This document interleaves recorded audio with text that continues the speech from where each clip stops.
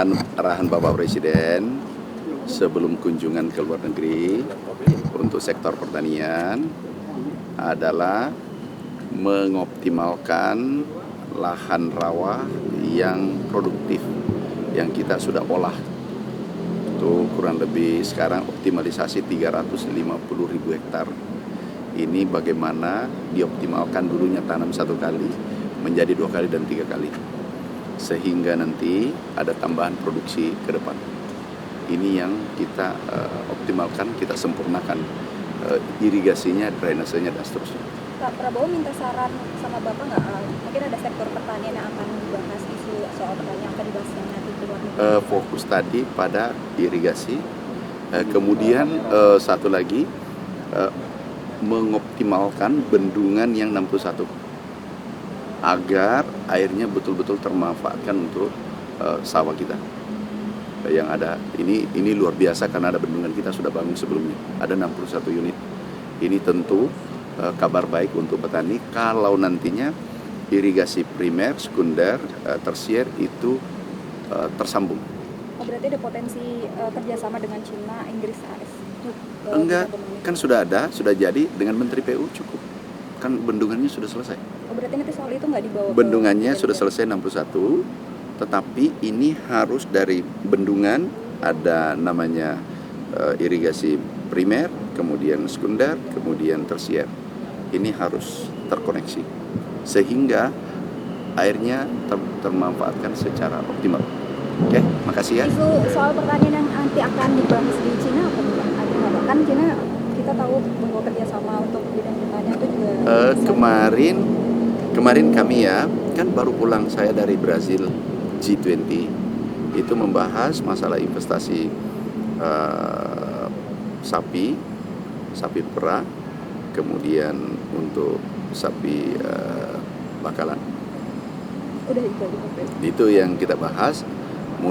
Kemudian sapi perah dari Vietnam. Jadi kami dari Vietnam, Brazil membahas masalah peternakan. Sapi hidup itu ya Pak? Yang Ya. 2 juta akan datang.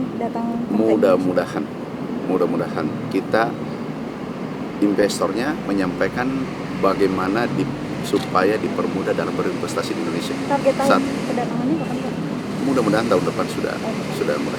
Pak Amran, itu yang soal Bapak marah-marah waktu di Kementan itu Pak, Enggak untuk marah. memecat di jajaran yang nakal soal pupuk itu Pak, Enggak. pendistribusian itu. Bukan marah, menasihati agar bayangkan kan ini ada pertemuan kepala desa.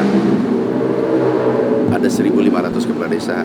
Kami tanya karena kepala desa, kesuksesan kepala desa adalah kesuksesan kita semua. Aku tanya sektor pertanian apa masalahnya? Ada dari Aceh, ada dari Cilacap, Jawa Tengah, Jawa Timur, Jawa Barat. Mengatakan Pak, pupuknya belum sampai. Padahal itu sudah diputuskan sejak Januari Tahun 2024. Bisa dibayangkan hari ini pupuknya belum sampai. Saya katakan tolong dievaluasi. Ada lagi mengatakan distributor atau distributornya nakal. Saya katakan ganti, cabut izinnya. Harus dicabut dong. Ini mengorbankan rakyat kecil, mengorbankan petani kita. Kasihan petani kita, sudah modalnya pas-pasan, pupuknya dipersulit.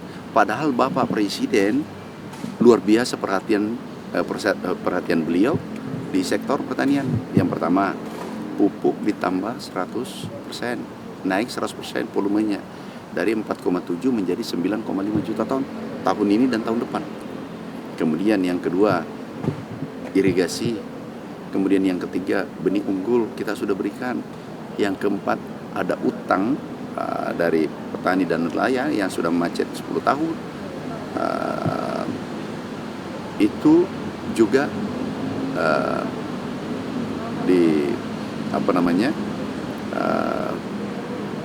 diputihkan. Ini kan sangat bagus, luar biasa. Kami malu ke Bapak Presiden. Kami sebagai menterinya harus bekerja keras, harus lebih keras lagi dan mengikuti detail sampai ke lapangan. Tadi berarti dibahas juga soal aduan petani itu Enggak, ke Presiden. Enggak, fokus menyelesaikan irigasi, mengoptimalkan lahan rawa, itu fokus dulu. Nggak ada soal pupuk tadi Pak? Nggak ada. Pupuk sudah selesai. Evaluasi dari Kementerian Pertanian sendiri apa Pak? Setelah mendengar keluhan dari Kami pupuk itu? Kami akan membuat sederhana. Bapak Presiden menyampaikan buat petani nyaman untuk berproduksi. Jadi kita sederhanakan. Yang pertama untuk pupuk adalah cukup menggunakan KTP. Gunakan KTP cukup. Langsung ke petani? Langsung ke petani. Kan Bapak selalu sampaikan bagaimana langsung ke petani. Jangan dipersulit, jangan ada yang bermain-main. Kalau ada distributor, katakanlah nanti pasti ada distributor di ujung. Tapi jangan dibuat ribet. Kalau ada distributor mempermainkan petani, sudah pasti kita cabut izin. Itu sudah pasti. Dipanggil Bapak, dan Bapak mau jalan ke luar negeri. Jadi dia tanya isu-isu kesehatan apa yang kira-kira terkait dengan Cina, dengan Amerika, dan juga dengan Inggris. Nah, kita bilang bahwa dengan Cina memang kita sudah ada beberapa agreement, mungkin ada beberapa kemungkinan kerjasama lanjutan lah di zamannya. Di Amerika juga kita kan sekarang sedang menyelesaikan MOU kesehatan perpanjangan antara Amerika dan Indonesia. Nah ini sekarang memang prosesnya ada di pihak Amerika. Jadi kalau misalnya datang ke sana nanti bisa ditindaklanjuti. Kemudian yang Inggris kan duta besarnya sempat hadir ke saya juga. Dia juga bilang kalau datang bisa nggak ada satu kerjasama yang bisa ditandatangani bersama. Nah itu tadi dibicarakan sama beliau dan maka persiapan beliau. Itu sih. Sama Pak sendiri ada negara yang ikut mendampingi Pak Presiden nggak sih? Kalau saya sebenarnya saya kan banyak tugas yang mesti beresin anggaran ya di sini. Jadi saya bilang mungkin bisa nanti Pak Menlu aja yang nanti bawa ke di Gunung Lawan Tobi apakah dibahas juga dengan Pak Presiden Prabowo? Kenapa? Ya beliau nanya, tapi saya bilang sudah ditangani dengan Pak Menko Pmk. Kita udah rapat juga sama Pak Menko Pmk. Kita juga udah berhubungan sama Gubernur NTT di sana supaya bisa. Untuk penanganan seperti apa? Kita udah kirim obat-obatan, ya alat-alat kesehatan, ya, juga tim kesehatannya. Untuk kondisi masyarakat apakah ada yang kronis itu bagaimana gitu? Nggak tertangani kok, ini kan yang meninggal 10-an ya kalau nggak salah di sana udah